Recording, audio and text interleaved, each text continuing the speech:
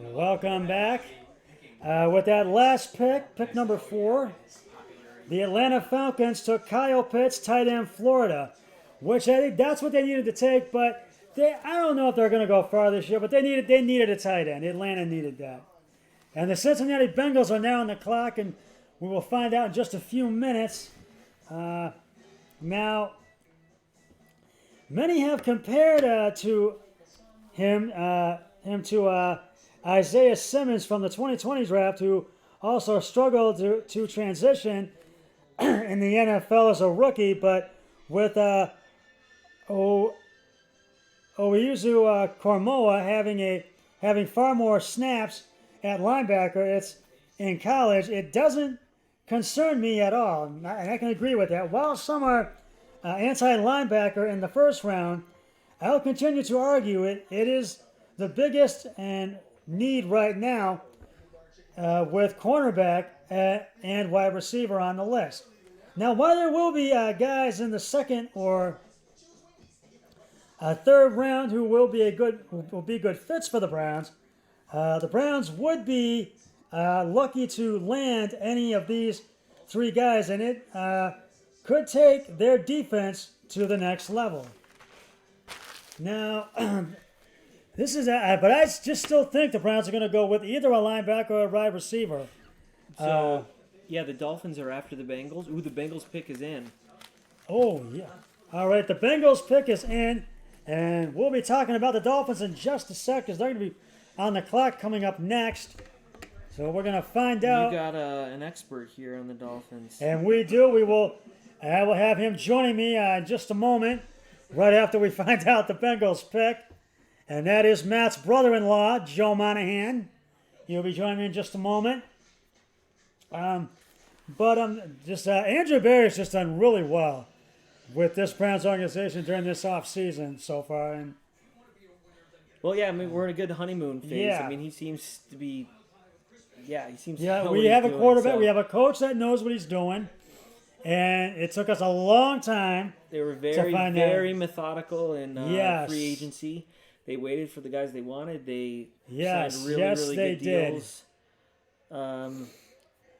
So yeah, buddy, I'm Yeah, and before we're waiting for it to come back to get the Bengals pick, but I know I'm getting off track. But with the draft being in Cleveland, just a few weeks ago, we lost a couple of Cleveland legends. First of all, legendary Cleveland rocker and host and radio personality Michael Stanley, and of course we know him from the Michael Stanley Band.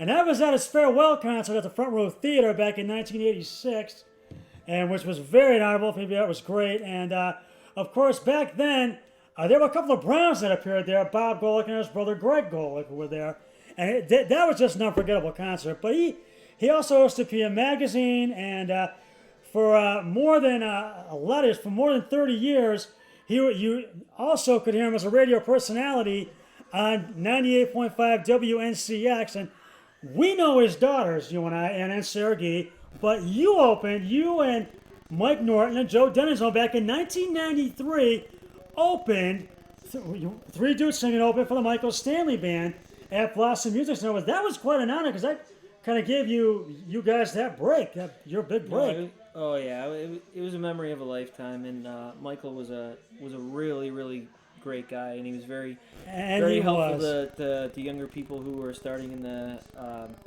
music business, and I really feel for his family. So that was a shame. And his daughters both went to Brush, and Anna was involved in the music program, but Sarah was not. But Anna wasn't sure where you performed with her in Greece, and so she's just a delight to perform. Yeah. She really is. Yeah. And I just want to say, but Cleveland, he helped make Cleveland the rock and roll capital of the world. He really did. He had some great music. He Can't Love You Like I Love You, and so many other songs. And I just want to say to Anna and Sarah, I've said this before in a post on Facebook, but I want to say, Anna and Sarah, but all of you, myself, Matt, all of you longtime friends about the high school, but we are all here for you. If you ever need anything or need anybody to talk to, you know we are here for both of you. And the other Cleveland legend that we lost just a few weeks ago, a week after Michael Stanley passed away, was legendary Cavs announcer for 4 decades, 39 seasons, Joe Tate, who briefly also did the Indians, but he really he was a member of the team being the announcer, and he just really made the call. The Cavs just really, and the Bengals pick is in. They take Jamar Chase, wide receiver, LSU. Oh, that's who they the take. Bengals continue to be dumb. I agree. Yes, they do. They gotta protect their.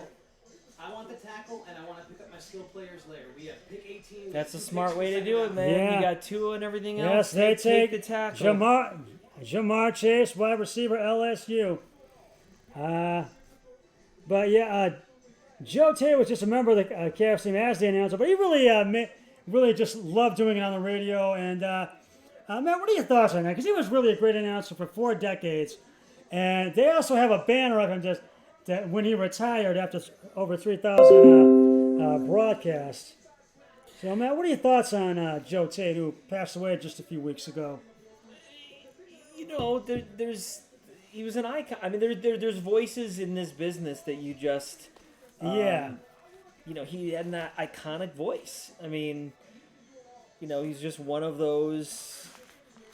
You know, I didn't know a ton about Joe Tate as a person, and certainly I didn't listen to a lot of broadcasts of other NBA. Yeah. But I mean, from anyone you heard, he was one of the best in the business. And he was. He just, really was. Yeah, he was. He was just one of the best. And so he will surely be missed. Now, the Miami Dolphins are now on the clock, and we're going to talk a little bit about the Dolphins right now. And I want to bring in my other special guest, Matt Murphy's brother-in-law, Joe Monahan. Should I come back? And Show me the little come on over. Oh, man. Come on over here. Now, the Miami Dolphins will be looking to make some moves in this year's draft after a 10-6 season. They started it pretty rough, but there were there were some games where they just did not play well. But the Miami Dolphins have traded their 3rd pick overall with the San Francisco 49ers, who we just saw just a few picks ago. And the Dolphins now have the 6th pick overall in round 1. But the Dolphins have traded left guard Eric Flowers to the Washington football team in a deal that includes a swap of late-round NFL draft picks. Sources confirmed. Now, what are your thoughts on that? Do you feel that was a good move for the Dolphins to make? Or? Yeah, they're going to take their right tackle, Robert Hunt, and they're going to bump him into guard. So a lot of people are saying they're going to pick up a tackle with one of our picks this draft. The Dolphins, I think they could pick the tackle. Yeah. Penei Sewell. And the Dolphins will receive the first of Washington's 2 7th-round picks, 244th overall, with Miami sending the second of its 2 7th-round picks, 258th overall, to Washington. And Miami's pick is in. We're waiting for it to come in just a few moments. But the Dolphins are entertaining the idea of moving their 2020 2nd-round pick, Robert Hunt, from a starting right tackle to a guard, and signing a right tackle in free agency. Sources told ESPN's Jeremy Flower. And Solomon Kindly, the Dolphins' 2020 4th-round pick, received significant playing time as a rookie, and returns as a capable starting guard option, along with recent free agents signed DJ Flucker. Now, what are your thoughts on that? Do you think that's good for them to return? Or do you think that's some good moves to play with that idea? Absolutely. I like the young players they got in the last draft. I think you solidify the line. I think the line is the most important thing. And they're going to be building around quarterback Tagovailoa. Yeah, I'm wearing his threads. Playmaker should still be a top priority for the Dolphins. First pick at number 6 overall, but the Flowers deal raises some possibility that Miami could use one or more of its 4 top 50 picks in this year's draft on their offensive lines. And that very well could be. They could very well do that. But I agree with that. Yeah. So we'll have to Is wait. that who you want, Joe? Yeah. Want a tackle. I want. The Sewell. Dolphins are now set to move He's a left tackle, but he can play swing from too. 4 of their Either him or top Rashawn 2020 Slater. Slater's the other free top agent signings, linebackers Kyle Vanoy and Shaq Lawson, Flowers, and running back Jordan Howard. As a matter of fact, I wanted to mention in 1 season or less. It's a sign of the dangers of free agency, though. Good contract setups prevent significant dead cap on their boots. Now, Flowers 27 should fill Washington's need for another starting caliber guard, and he returns to an offensive line he has success with in 2019. Flowers moved to guard after signing with Washington in 2019 and started all 16 games. He is not guaranteed a starting job upon his return. Instead, he will compete with veteran Wes Schweitzer and second-year player Shahadig Charles for the left guard job. And Charles can also play left tackle in if Washington doesn't find a starter there in the draft. Oh, here we go. Pick is in. Oh, the pick is in. We're about to find out. And the Miami Dolphins with the 6th pick. Defense? I have Jalen Waddle. They picked the receiver. Jalen Waddle, wide receiver, Alabama. Oh, he gets to go to. He's going to South Beach. South Beach. He looks like he's ready for it too. Yeah, he does. Jalen Waddle, He's little. Is he little? wide receiver, What Alabama. might you say? Is he like a Tyreek Hill type? Well, they needed a No, wide it was receiver. more- they did. Yeah. That's more Jamar Chase. And he now, weighed in at 166. now with the number 7th pick, the Detroit Lions are now on the Thanks for clock. bringing me in, Scott. I appreciate it. Yeah, you're welcome. And Washington also wanted more depth, knowing that right guard Brandon Sharif has not played at all 16 games in a season since 2016, and he has missed a combined 16 games the past 3 seasons. So Sharif is also playing for a second year on the franchise tag and could leave via free agency after the 2021 season. So anything can happen, and the